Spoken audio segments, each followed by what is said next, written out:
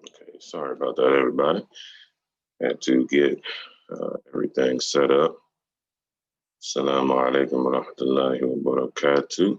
You are tuned in with Abdul Kabir Muhammad from the Black Owned and Controlled movement, where we want to turn all this education into action. And the reasoning for my videos, my contribution to the conscious struggle is to build a black owned, well, not black owned, but black controlled nation state, inshallah. And where we would, we would be the mayor, we would be the judge, we would be the prosecutor, we would be the police chief, um, we would be the police force, we would be the politicians, we would be the people um, creating and making policies that would be tailored to Black people. And I'm currently studying to where we would set this movement up. Right now, I'm 90%, 95% focused on Atlanta, Georgia, because all of the statistics in Atlanta, Georgia the statistics in Atlanta, Georgia are the overall the best. You got some of the statistics for Black people who are that are lower, like median income is high overall with Black people, but in places like Houston, Texas, they do a lot better. Places like Prince George County, Black people do better, and Hawaii, but overall. Like in the state of Georgia, the Black people are upwards of 30% of the entire Georgia population. Like in Texas, Houston, Texas, Black people do extremely well, but they're only like 13% of the population of Texas. Not a lot to work with there. I'm in Cincinnati, Ohio. We have 5 Black cities in Cincinnati, Ohio, and still only make up 13% of the entire state, which is why we can't get anything done for Black people. So, yeah, that's so in Atlanta, Georgia, there's a lot of neighboring. First and foremost, the entire metro Atlanta area has 5 counties that are all predominantly Black, all do very well for themselves.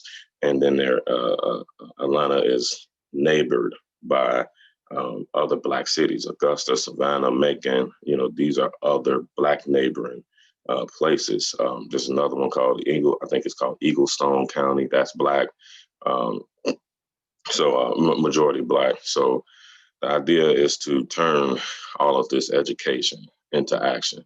A lot of of our great Black media scholars are, we're just being bombarded. Not bombarded, that's the wrong word, because I have 100% all the top respect for these Black scholars. I learn from them on a daily. They actually all woke me up. My favorite is Dr. Boyce Watkins. I love Yvette Carnell for the sisters. Um, um, Tone Talks. These guys are really hardworking scholars that are bringing hidden knowledge about us to the forefront. So yeah, but everybody we're all kind of spread out, and I think that we playing a losing game if we act and behave as if we're a nation, but we actually are not a nation. We don't actually establish being a nation. We can't just take the United States. That's not feasible. But what we can do is beat them, quote unquote, at their own game, overpopulate an area um, that would create a majority, and majority rules. Like everybody knows this. This is the understanding that everybody has majority rules. So if my idea is to create a mass migration, a new African diaspora, if you will, and we all overpopulate the Metro Atlanta area where there's already a functioning economy. There's already Black people and progressive. Uh, uh, um, had to have a progressive lifestyle there. And we can just come and add to, as opposed to reinventing the wheel, and we can really, take control of our own lives and cancel out being the subordinates of our oppressors. But that's just the introduction to what the Black owned and controlled movement is and what it is about. So I want to jump into this whole controversy with with Joe Biden and that leaked video, Zoom video. I do not own rights to the video. I have to state that.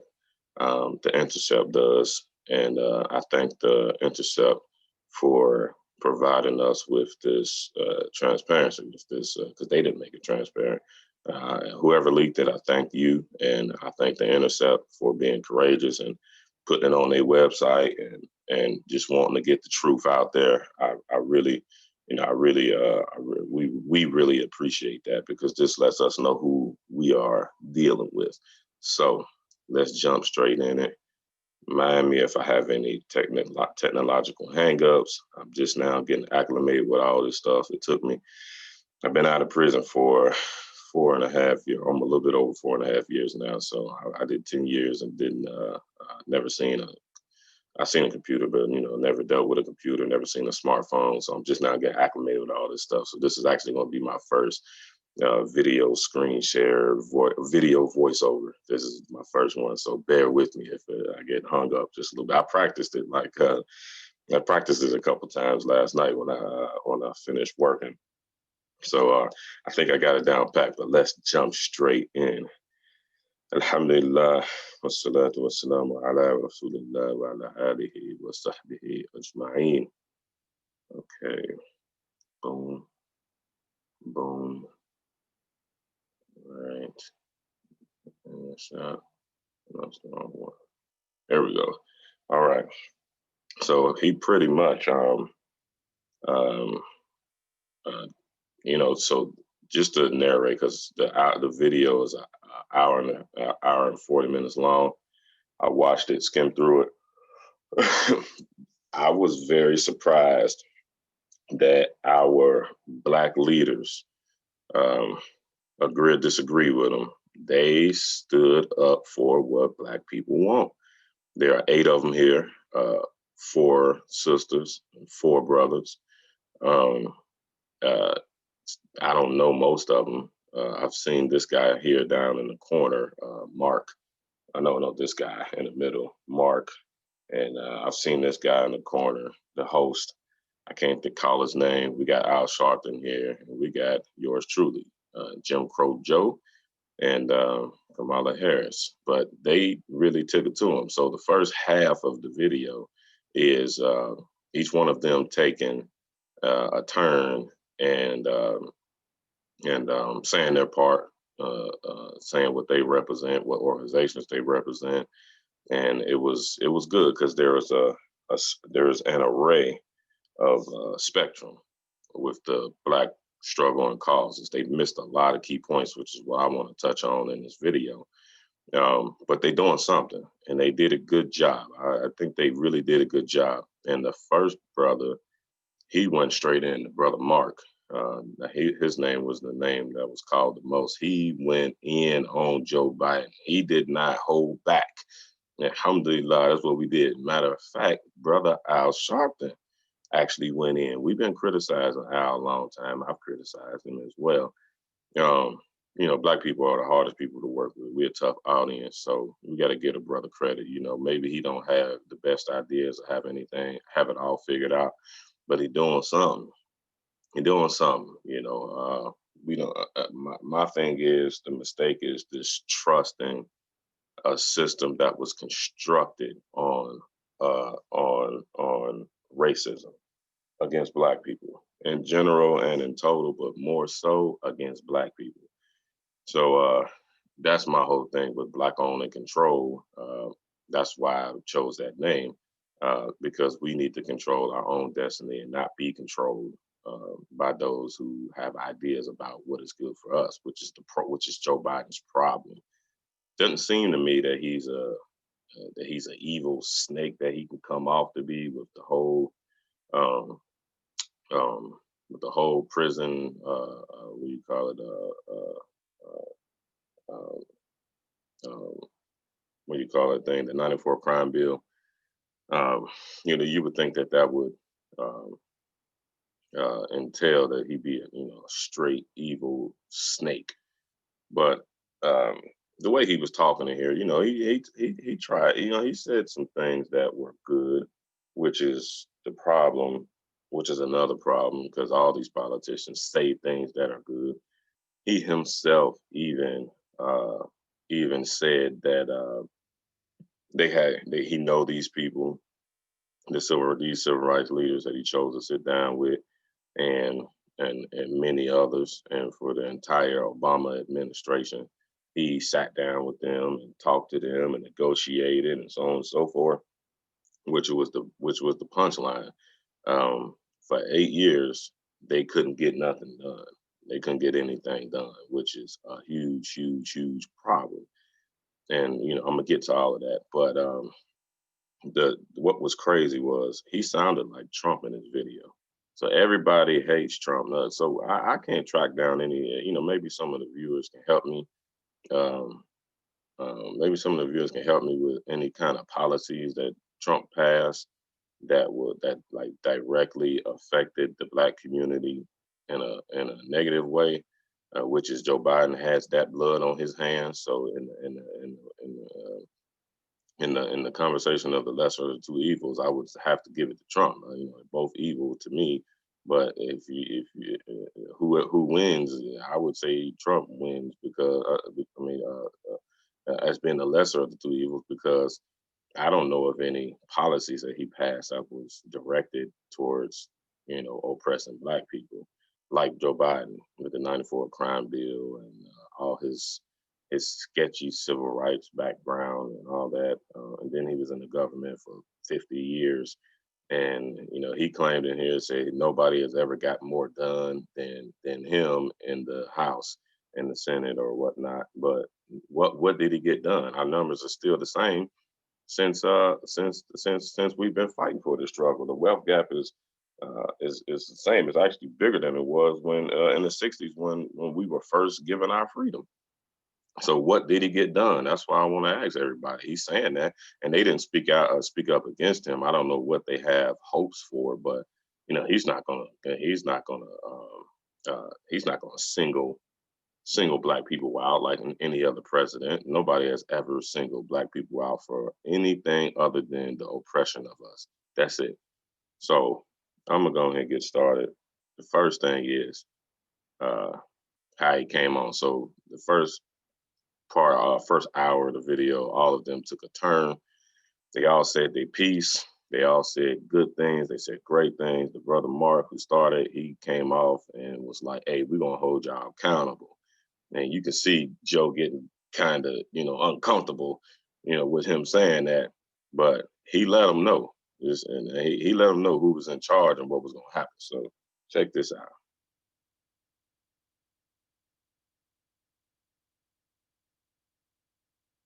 Looking for better slave masters, we're looking for freedom.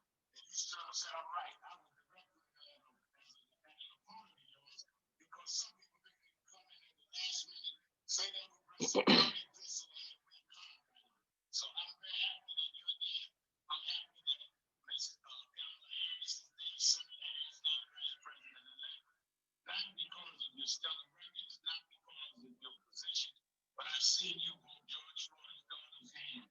And I've seen you, Vice President Kamala Harris, hold Aaron Carter's mother's hand. That's the kind of president-elect and vice president-elect that we need to turn that compassion into some concrete legislation and the policies that we need. So we're not just holding hands, but we're moving forward. And we want to move forward together. And we want to maybe not always agree, but be able to walk out with a common agenda that all of us can live with and make life better for everybody. So I thank you for this meeting. I thank all of my colleagues that joined me last week. And I'm sorry if I was a little rejected, but you thought I was a clone if I didn't do any show.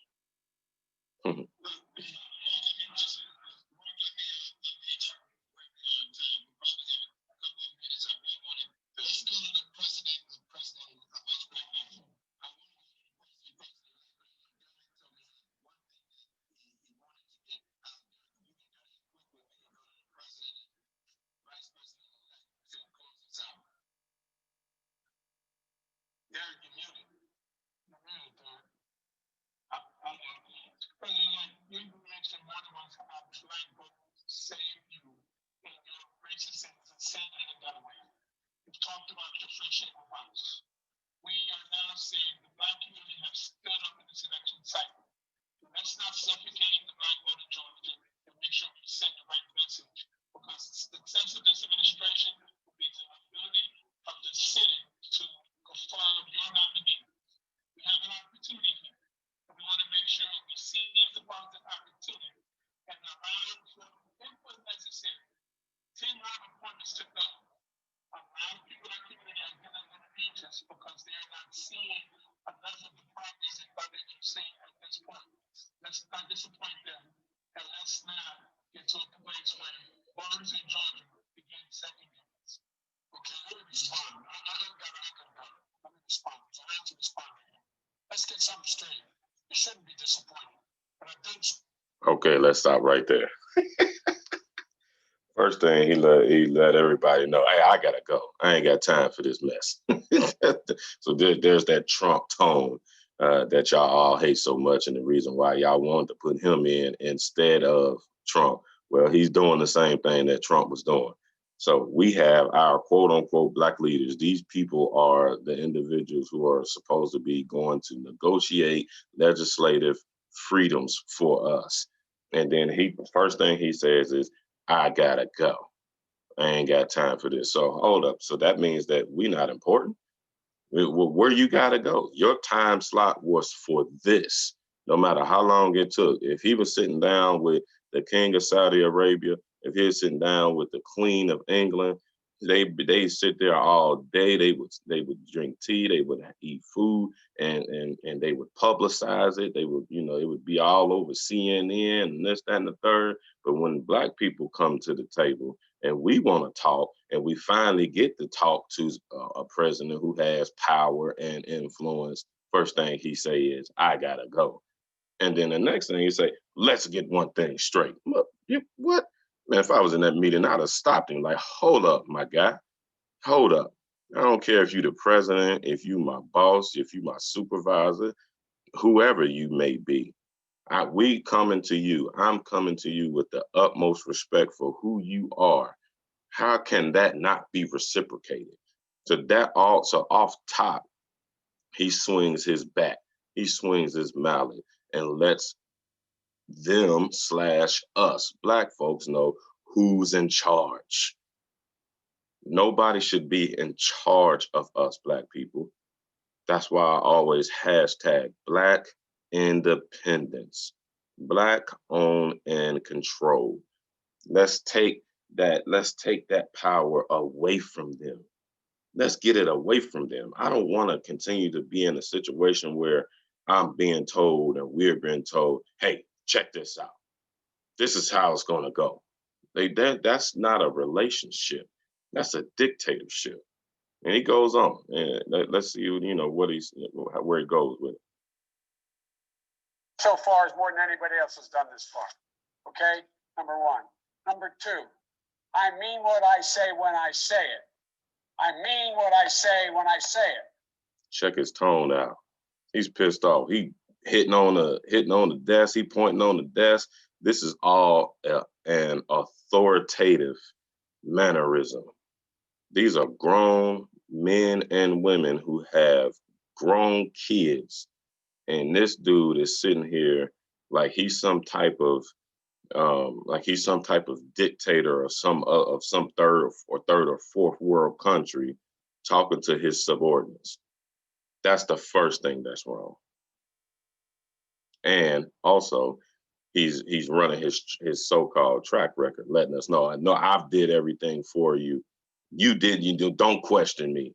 That's that whole slave owner, slave master aura that we're supposed to we're not supposed to be pissed off for the lowly disposition that Black people are in this country. That's not compassion at all. I would never want to work with, if I met a contractor, I'm a contractor. If I met another contractor, so I do landscaping, for instance. If I needed, I've worked with a contractor, very, very good friend of mine, white guy too, very good friend of mine. It's my dude. Me and him get a lot of money together. if I hire what this, he hires me to do what I do when he gets a contract. So he'll get a contract to build a huge patio.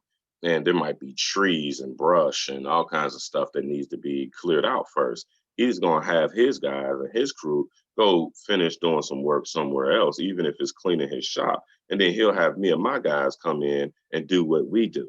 Clear out those trees, clear out beds and, do what we do, and vice versa. And if I need something done, if I need to get into a place, or if I have somebody who needs some, a big, huge patio, which is what he does custom design patios. I have a client that needs that done. I contact him. I throw the business to him. I say, hey, look, let's work together on this, so on and so forth. If that man one time ever, I've been doing business with him for almost 3 years. If that man ever one time would have used that tone with me, or if I would have used that tone with him, we wouldn't be doing business. That would have let me know, oh, you think you're in charge of this show. We're not partners here. You coming to me as if you my boss and you own and control me. That's that tone. So we're not coming at, they didn't come, the whole setting of this was not equal. And the first thing he did was let us know that. I'm the only person who's ever run on 3 platforms that I was told could not possibly win the election, and I never ceased from it. One was on restoring the soul of this country because of what I saw happen in Charlottesville. That was it. No one else was talking about it. The words of presidents matter. Nobody else, no progressive, was talking about it. I did. My son Bo used to have an expression. He said, remember, Dad. Okay, so he ended that. I want to end that segment, in that part. So he spent a whole minute letting us know, get in your place, know who's in charge. Let's fast forward to the meat on the bone.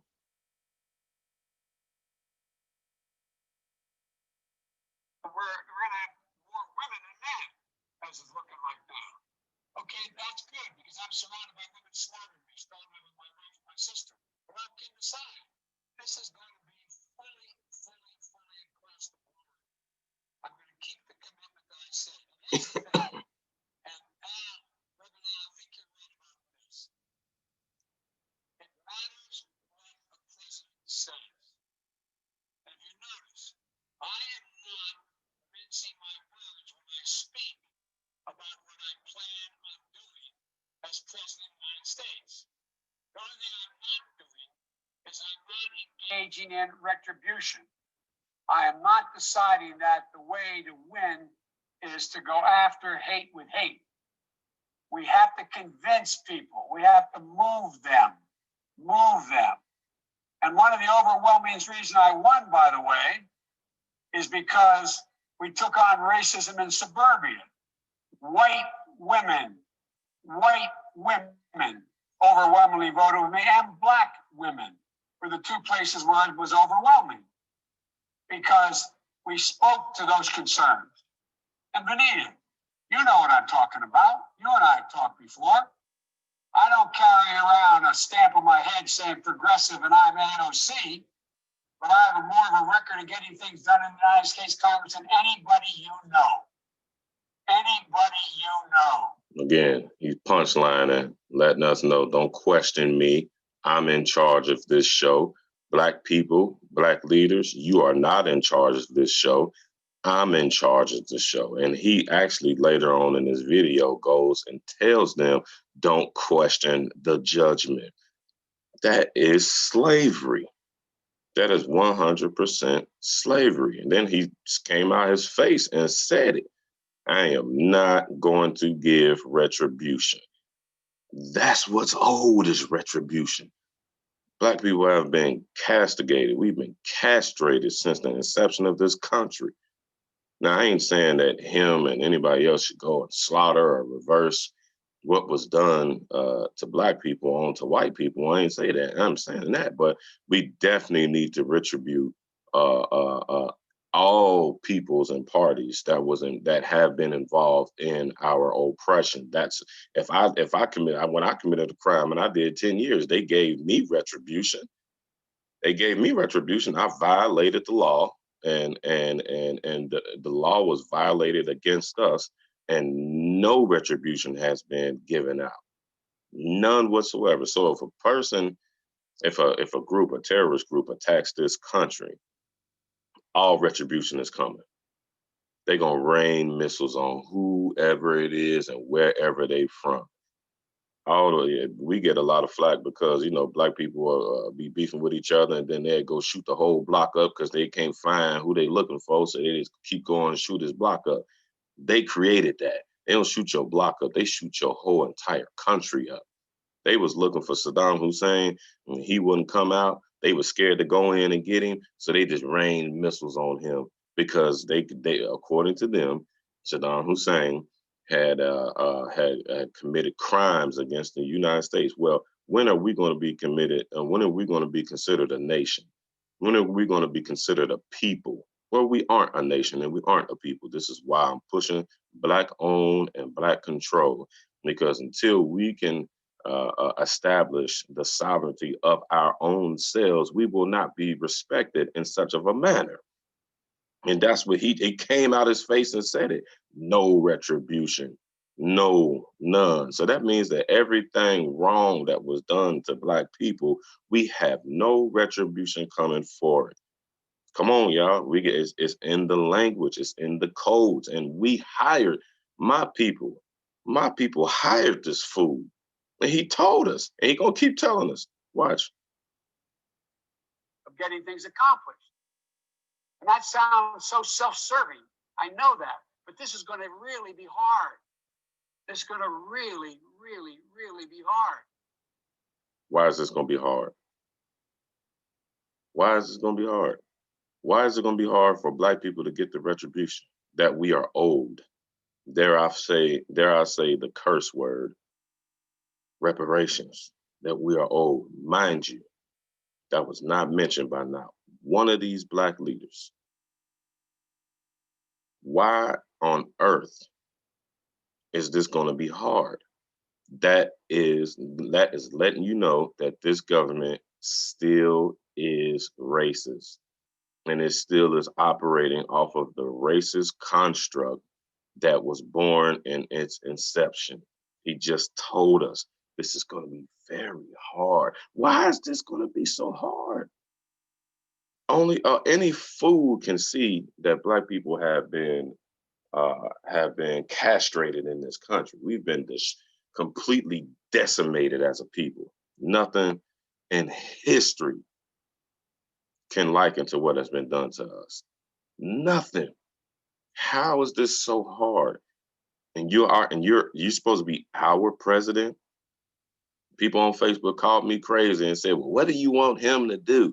I told everybody I want him to swing executive action for me and for my people and for what we've been through. I want him to swing executive action. I want executive orders. I want him to swing that. I can't call you my president if you don't go to war for me. You want me to go to war for you, but you don't want to go to war for me. Why is this going to be hard? Do exactly what Donald Trump did. He came in and executive ordered what it was that he believed in, and he didn't care who disagreed with it. So you telling me we're not that important? And then on top of that point that I just made, he told us he wasn't going to use executive order for us. We have nothing coming. We're going to get to it. And let me conclude and turn it over to Kamala, who says, what the hell am I doing with this guy right now? But all kidding aside, I've known you my whole life, most of you. I've worked with you my whole life, most of you. I've been around doing this for a long, long time. I don't always get it right, but I always take responsibility. When I get it wrong, I acknowledge I got it wrong. But my overarching objective, if we cannot make significant progress on racial equity, this country is doomed. It is doomed, not just because of African Americans, but because by 2040, this country is going to be minority white European. Hear me? Minority white European. And you guys are going to have to start working more with Hispanics. Boom. So People who are not quote unquote woke don't understand what type of alarming indication that statement is. And I'm gonna bring it to you. I'm gonna break it down for you. Everybody say, "Oh, what's wrong with that?" Yes, we need to work with the Hispanics. We need to work along. So, yeah, okay, yeah. On the surface, take the lid off of that can and see what's inside of it. First and foremost, his mentality is a separatist mentality. This shows you we are all not equal. We all are not considered Americans. You have white people who are in charge. Then you have Hispanics who they are training to be in charge because of what he just said. White people are going to be the minority because they are not reproducing at the rate that Hispanics and blacks are. And then black people, you're gonna stay where you're gonna stay where you are. He just told us white people are gonna be quote unquote extinct, and and and what's coming next, that your next leaders, your next your next supremacists. Everybody always put white on supremacy. You have Arab supremacists, you have African supremacists, you got Hispanic supremacists, you got Russian supremacists. Well, they white too, but supremacists don't have to be. You got black supremacists. They don't have to be white. But what we're dealing with here in this country is white supremacy. So he's letting us know that this country and the structure of this country, the foundation of this country, is racist because they have put people in categories. That's a caste system. You have the white caste that's leading everything. You have the Hispanic caste who they are training to lead everything. Then you have the black caste who is the lowest of the low. That's why he just told us, you better be scared. You better buck up. You better buck up because once we leave and we out of power, now you're going to have to deal with the Hispanics and you better get cool with them. If you don't get cool with them, the same how we was whipping on you, they going to whip on you too. That's what he just said.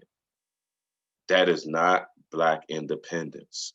That is not Black people being in control of our own destiny. That's us being subordinate to somebody else's destiny and somebody else's interpretation of what our destiny is.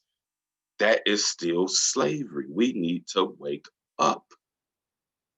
He just said it. He just dropped a bomb on us. He just dropped. We should see, we don't need nobody. We generate $1.4 trillion a year. We've made so much progression throughout all of we made so much progression throughout all of the discrimination and all of the oppression since this country was born. We've made the most progression. Nobody has ever made the type of a progression that we have made as a people in the world since all of this happened, since the transatlantic slave trade. We strong people. They're brainwashing us into believing that we need a custodial racial group, nationality, or whatever word you are comfortable with using. So he's saying whites are phasing out. And if you look at the Hispanic, the Hispanics supported the Republican Party in alarming numbers. And y'all are scared of the Republican and Democratic Party are one and the same to me.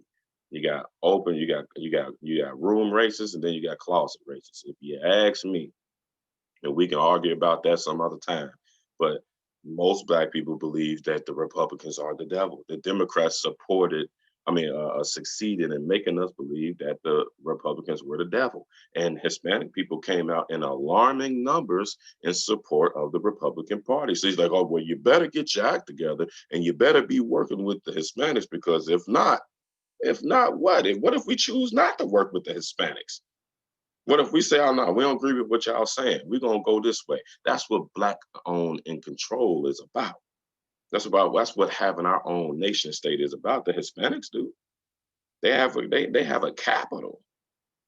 They have a capital. Look at the Cuban community in Florida. They have a Hispanic capital. Look at Little Havana. They have a national capital. Even though that they got their support and stuff back home, they have a homeland that is supporting them here and gave them a presence here. We still don't have a homeland to back us up, but we can create our own stronghold if we create our own nation state, like what I stand for, like what the Black owner control movement is saying.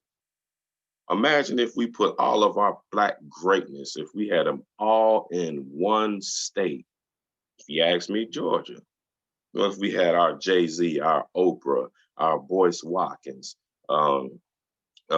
small guys like myself did 10 years in prison, came home, started my own business from nothing.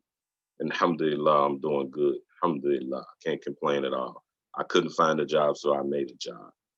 Other people who have triumphed the failure of the system.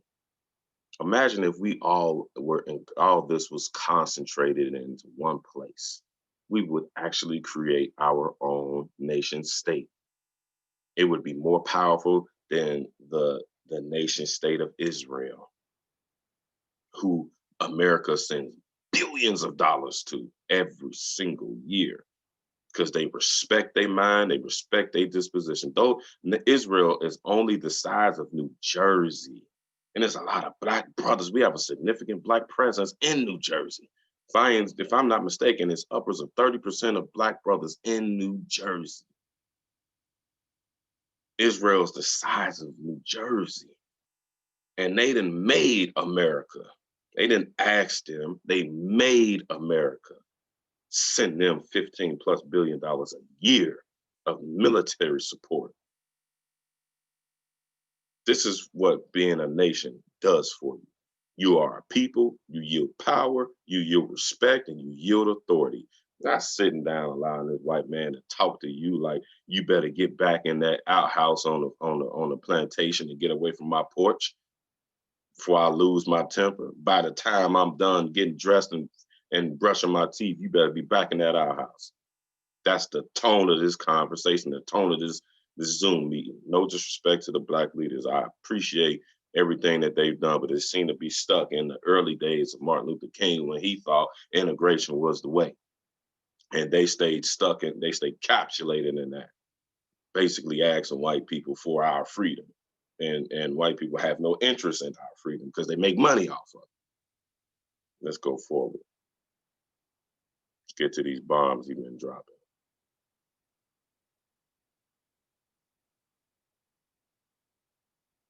That I've never waffled on what you're talking about. Never. And Kristen, you know my view on the judiciary, the Voting Rights Act, what we have to do to restore it. But we gotta have to do it because we gotta convince people. Absolute last point. One of the things I'd be concerned about, this is pointed out to me that you wanted me to be concerned back, I think it was you said it, about, dealing with VOSAC as in terms of agriculture. I'm sorry, that was not. Sure gotta go back. Sorry. Safe water. I'm going to make sure we have clean water. I'm going to make sure that we can breathe the clean air. I'm going to make sure you realize all the folks who are getting clobbered by climate are all fence line communities. Would you? Mind you, climate issue is not a Black issue. Yeah, we got the water situation in Flint, which is a joke. And y'all go check out the video of Obama fake drinking the water. That's how much of your leader he is. He fake drank the water. But yeah, so he's deflecting right now. That ain't, none of these brothers and sisters brought that up. And y'all go watch the video for the first hour.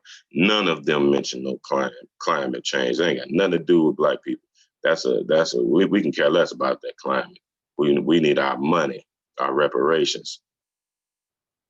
All come from the Black community, the poor community. They're the ones who are dying overwhelmingly as a consequence of the impacts of climate change.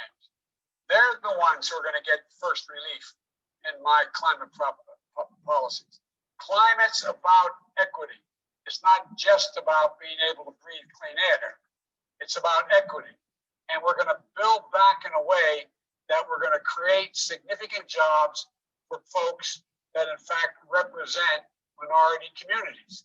Boom. More white supremacy. When I say white supremacy, don't get your panties all up your crack. When I say white supremacy, I'm not talking about KKK and white militias going door to door and shooting black families. They want you to stay distracted with that as the narrative of white supremacy. White supremacy is exactly what he just said. We're gonna give y'all jobs. So I'm gonna break it down. Job number one, let me jump out here. And Obama killed us with this. I'm gonna bring jobs to the black community. No. Hold up, Blair. Hold up. Let's rewind a little bit. So if I'm white and I'm a slave owner, I own the house, I own the land, and on that land I have a plantation. And I need people to yield my crops. So I'm going to go get me some slaves and I'm going to give them the quote unquote job of yielding my crops. Meanwhile, I own the house, I own the property that the house is on, I own the plantation, and I own the crops that you are producing for me. I sell them and I get all the money, and then I give you what I believe your worth is in the form of a payment/paycheck. Are y'all following me? Punchline is, we do not need more jobs in the black community.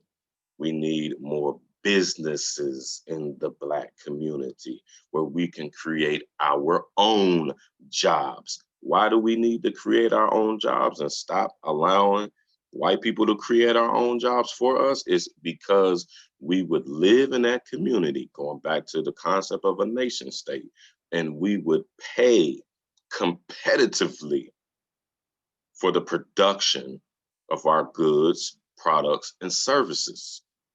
That means that the employee, which is not a bad thing, we got a lot of black scholars, a lot of people in black media kind of down talking being an employee. It's not realistic that everybody would be a black business owner.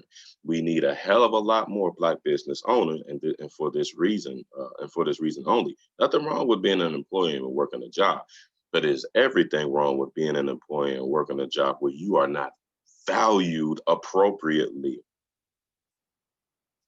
Quote unquote, this is what wage discrimination is. I think the wage gap discrimination is the average black man makes, I think, $10 to $12 an hour, and the average white man makes, don't quote me, somewhere in the neighborhood of $20 to $22 an hour. Because they know in the white-owned economy, in the white-owned job market, that white man who's laying your concrete, cutting your grass, working on a factory line, he can go to another white-owned business and be appropriately valued for the goods and services that he is going to produce for your business. So this is white supremacy. He's letting you know, hey, you ain't got nothing coming. Now let me sidebar. I skipped the part when he did mention, because I don't want nobody coming at me neck like, oh, well, he said he was going to give $15 billion to black businesses. Okay, let's sit and wait for that. Let's sit and wait for that. The reason why I don't believe that, number one, he did not put out a plan for it. There's a plan for everything else, and we can go and look at it. His website ain't nothing but a whole bunch of false promises, the same ones look like copy and pasted that Obama and Clinton had on their websites. It's the same false promises, number one. Number two, $15 billion is not going to cut it, buddy. That is not going to cut it amongst 40 million people, to which half is in the job market, and not even a quarter has businesses.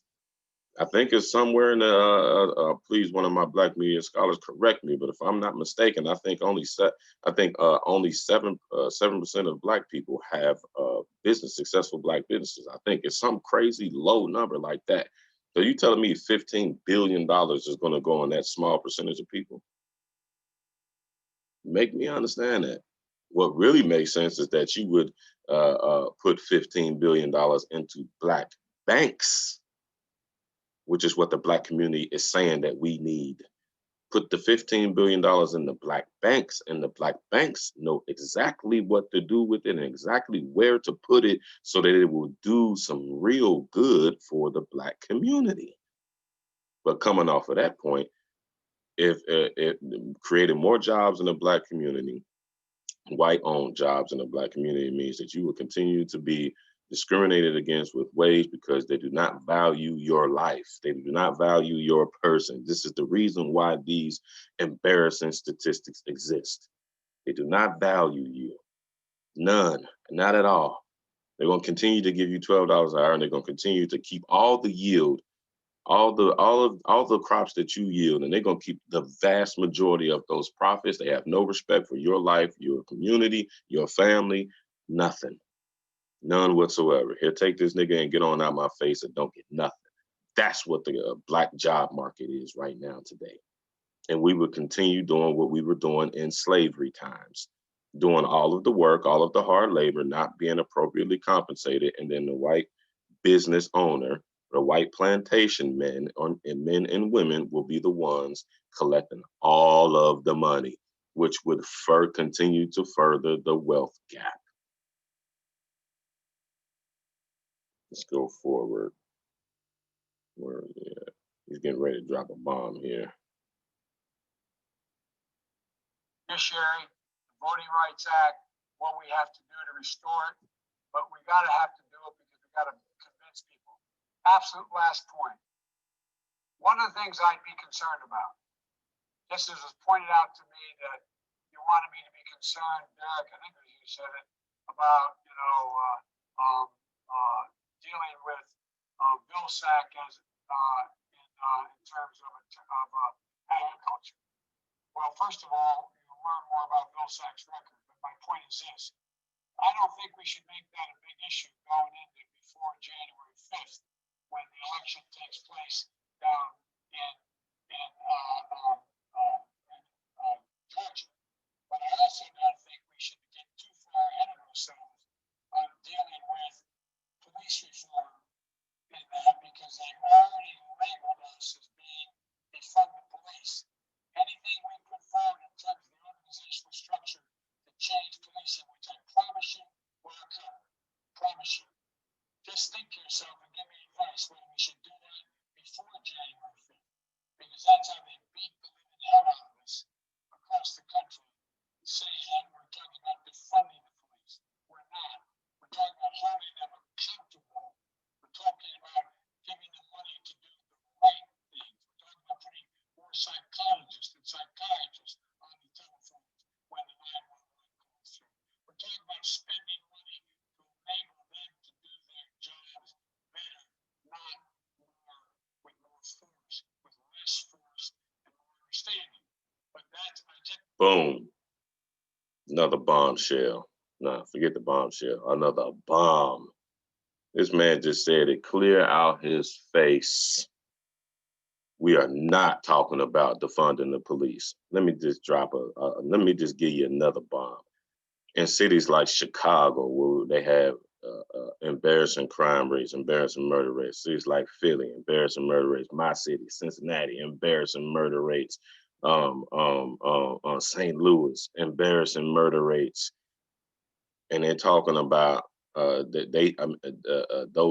these cities spend 25, 30, 35, 40% of the entire county's city's budget on police. On police. What's wrong with that? What's wrong with that? I'm going to tell you. Because why is that money being put into the problem and not the solution? You can't ask not one black person in America, does the police need to be defunded? Do the police need to be defunded? And every black person will say yes. And then he wants us to give them more money to do the right thing. That's what we've been doing the entire time. There is something demonic in the moral structure of the police department, of the police society. All police are not bad. I know some cops. One of my good friends is a cop. She's a great person and she's a Muslim. But she's working for some crooked folks. She'd tell you out her own mouth, she's working for some crooked folks. And the people at the top are crooked. They have something wrong with them. The Breonna Taylor thing, we don't have to even, come on, we do not have to even debate this. We don't have to debate this. The recent actions in Columbus, Ohio, we don't have to debate this. And he just told you, oh yeah, you can get that off your mind. You can forgive. So black people have decided, quote unquote, black people, it hasn't been official because we are not a nation and we do not yield any authority. We just make a bunch of Facebook posts and Instagram posts. That's it. And share videos. That's not power. That's soft power. That's not hard power. We have no hard power. So why would anybody recognize us? We're not one of the bullies on the block. So why would anybody even care? Why would they care? Them folks don't reckon with nothing else other than bullies. More bullies. Anybody who, if you can come to the fight and you can possibly whoop us, that's what we'll talk to you then. That's it. So what we said that we want is to defund the police and to reform the police in the manner in what we say, because we're the ones that's the victims of it. Ain't nobody else the victims of it. We are. And he just told us how he was going to do it. And we got to get along with that, whether we agree or whether we disagree, because he's the president. Going back to his to the beginning of his rhetoric, to the beginning of his toned rhetoric. Let's get one thing straight. He just let you know you have nothing coming. You are the subordinate. You are to be told what to do and not to tell what to do. Black people, we are not independent. This is not Black excellence. This is not Black independence. This is not Black owned. We are owned because we have not stood up for ourselves. We have not organized and galvanized ourselves. We have not done this. We have not yielded any respect because we have no power.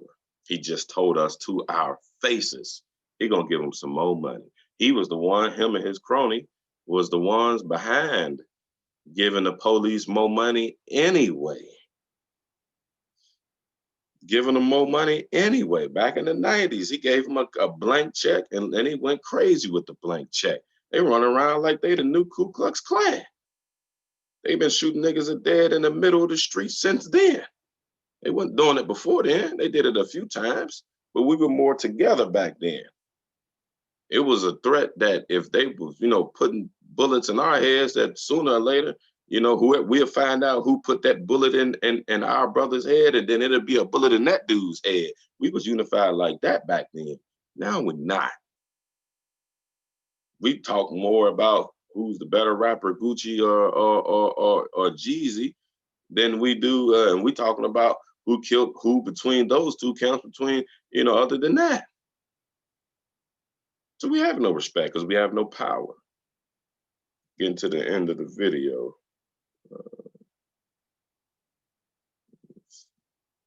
He just kind of went on blabbering and,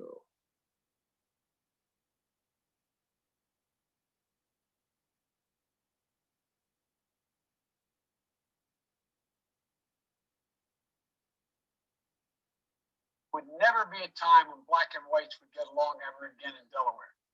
60% of my city is black now, and we have the 8th largest black population in America in the state of Delaware. And I thought it would never work. I said, here I am. Don't tell me things can't change. Here I am waiting for a black man to take me and be sworn in President and Vice President of the United States. But you know what I underestimated? It's the point you're making, Cheryl. I underestimated. You can never defeat hate. Hate only hides. And it hides under the rocks. And when you breathe oxygen under those rocks, it comes out. But that's why the words of a president matter. It matters that leaders step up in all communities and condemn prejudice. And I was reminded by a guy that helps me now, John Meacham. He wrote a book about the return of the soul of America. Ku Klux Klan was reinstituted in 1925, 4 and 5. You know why? Not for blacks, but for Irish Catholics like me. Too many Catholics. 30,000 people marched down Pennsylvania Avenue in hoods. Complete regalia, having nothing to do with African Americans. Boom. Another bombshell. And then we're gonna close up after this. So he just did the classic 52 fake out. That right there was the Peyton Manning handoff to Edgerrin James. Oh no, that was not, Edgerrin James does not have the ball. And everybody followed Edgerrin James, and then he punted the ball to Marvin Harrison. He just did that. That's what he just did, the 52 fake out. What just happened? He just compared what Black people have been going through since the inception of this country, and I'm not going to rattle off all of what has happened. Y'all know better than I do, to being a white Irish Catholic. So he just basically told us, so the white Irish Catholics didn't go through nothing. They had a few little skirmishes. And don't get on here talking crazy and posting links about what done happened in American history to the Irish Catholics. It is nothing compared to what has happened to Black people in this country. And that's what he just told you. You ain't been through nothing. The white Irish Catholics, we have a president now. He's white Irish Catholic. They have a president now. White Irish Catholics do very well in this country. At one point in time, white Irish Catholics had their own section in New York, and it sprawled. The white Irish Catholics had the mob. They had money. They did good. So he's doing that classic thing of, oh, everybody's equal. Everybody's free. Everybody has the same opportunities in this country. Completely undermining what we've been through. That's what they have to do. They have to they have succeeded in making us believe that we're free and we're equal and we have the same opportunities that everybody else does. And we don't. That is everything but the truth. And that's how they slick their way out of the conversation for reparations. And that's how I'm gonna swing the mallet at the end of this video. Hour and a half went by. More than an hour and a half went by, and Black leaders sat down. We had probably one chance in his 4 years that he's gonna get in and win again. In his 4 year, one chance, the first chance. First impression is the best impression. To bring up reparations. And nobody did. That didn't happen. And he closed the conversation without saying you ain't getting no reparations, but letting you know there's no reason to give you reparations. That's the trick that they play. Their form of reparations was, quote unquote, giving you your freedom, allowing you to vote. After 250 years of labor, we worked hard for 250 years and we didn't get not one paycheck. And you telling me there's no debt? That's a debt. That is a debt. And then we went through another 100+ years of discrimination and Jim Crow from and everything that we know. We go YouTube all those videos, what the timeline for Black people, and I'm actually working on one myself because Black people are partying like we are free, and this stuff never happened. So I'm gonna bring it to the surface. I want to put it out there. I'm gonna do a video specifically on what has happened to us in this country, and is the reason why we are in the position that we are in this country. And all the position that we are in this country culminates. It manifests itself with Black men being shot dead in cold blood in the middle of the street in front of everybody. These are modern day lynchings and hangings, and nothing is being done about it. You mean to tell me we went through almost 400 years of oppression at the hands of the government, at the hands of the government, and we don't get $1 of that money? We've never even had the court case won, and they only said you are right, you are owed reparations. The United States will be ordered to pay you your money, and we won the case. That never even happened. The case never even got in a court. And then on top of that, we got a Supreme Court that ain't Black, not even Clarence Thomas. That's gonna help us. This is crazy. This is all the way crazy, and we in a lot of trouble. We're in a lot of trouble. The biggest mistake that we are doing now is we are continuing to trust our oppressors, trust the inheritors of our oppressors and our oppression to free us from oppression when they have a financial vested interest in our oppression. They make money off of it. That was the whole idea in the first place. Bring the slaves over here. This land is undeveloped. We need to develop it. We don't have enough people to do so in a logical manner. What can we do? Go get some slaves, have them produce all of the crops. We get rich off the crops, and next thing you know, voila, we're superpower off of our backs. Black people are the superpower. All of the money that the white people made off of the plantations and slavery made them the modern day superpower. And it was all off a minority group of people. The slaves were the minority, but we are the ones that produced the wealth that gave America all of its power today. And we remain powerless in this country. Black people, we gotta wake up. We gotta wake up.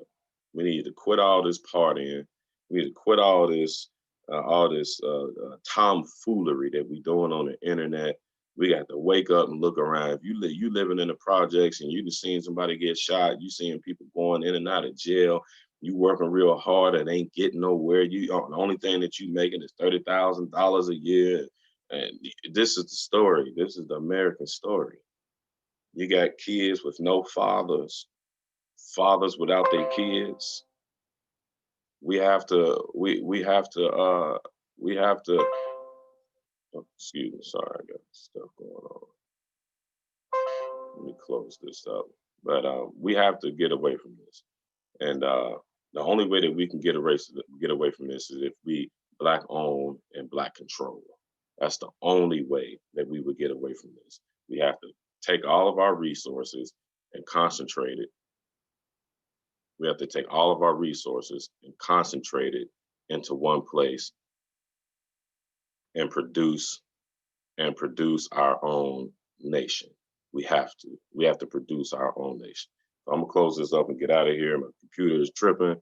Quickly call and have that stuff for the law. Love you all for the sake of the law. Stay tuned. More Black owned and controlled material is coming.